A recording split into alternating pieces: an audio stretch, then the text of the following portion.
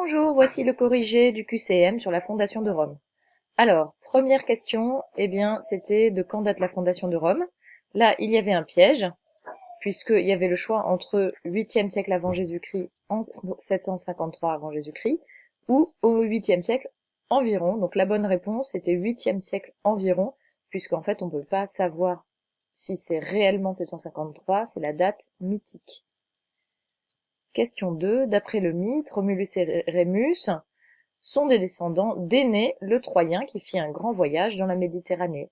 Et Énée, donc, c'est grâce à ça qu'il se rattache au mythe grec et ça donne de la grandeur et de la légitimité au pouvoir des Romains.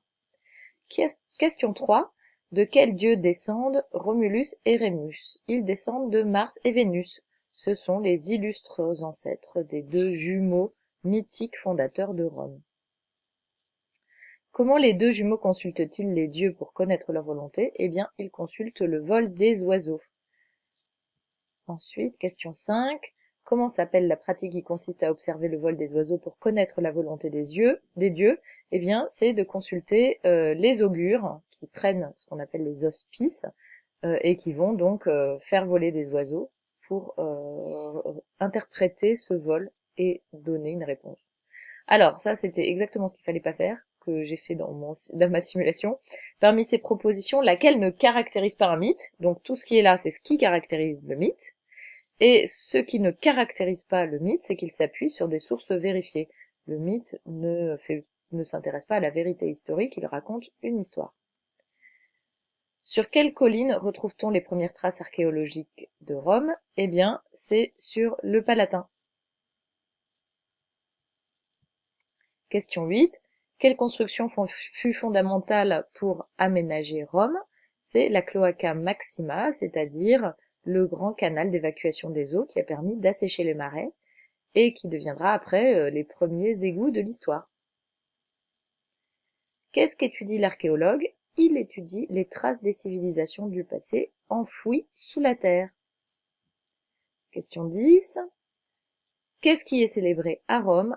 Eh bien, à Rome est célébré le triomphe de Jules César suite à ses victoires en Gaule. Il y avait un piège, j'avais mis les victoires contre Carthage. Les victoires contre Carthage, c'était pas César, ça s'est passé bien avant et c'était un autre personnage illustre, une autre grande famille, la famille des Scipions. César obtient les honneurs absolument exceptionnels lors de son triomphe, mais qui les lui accorde? Eh bien, c'est le Sénat qui lui accorde les honneurs, c'était le principal organe de gouvernement à Rome. À quels ancêtres prestigieux Jules César et Auguste se rattachent-ils? Ah bah alors là, c'était presque tout le monde. Romulus et Rémus, Mars et Vénus, Rhea Silvia et Numitor. Je rappelle, Rhea Silvia, c'est la mère de Romulus et Rémus, et Numitor, donc, c'est leur grand-père, c'est le père de Rhea Silvia. À quelle date Auguste fonde-t-il l'Empire romain? En 27 avant Jésus-Christ, après avoir vaincu tous ses ennemis. Que fait Auguste quand il devient empereur? Il fait diviniser Jules César par le Sénat et prévoit d'être divinisé lui-même après sa mort. Bien sûr, toutes les autres réponses étaient fausses. Il renonce au pouvoir et rend le pouvoir au Sénat, ça c'était le rêve des républicains, mais ça n'arriva pas. Il s'autoproclame Dieu vivant, non. Il attend, il prévoit cela pour après sa mort. Les empereurs n'ont jamais été considérés comme des dieux vivants, mais comme des fils de Dieu. Il se nomme dictateur à vie, non, ça c'était César. Quelle est la définition du mot légitimité? La légitimité, c'est le fait de posséder un pouvoir reconnu comme juste. Il y avait d'autres termes, on pouvait se tromper. Le fait de faire des lois, c'est légiférer. S'arroger un pouvoir auquel on n'a pas droit, c'est le contraire, c'est l'illégitimité. Et faire le fait de respecter la loi, ça c'est être dans la légalité. Ce sont des mots qui se ressemblent, mais la légitimité, c'est ça. Voilà, j'espère que tout est clair. À bientôt!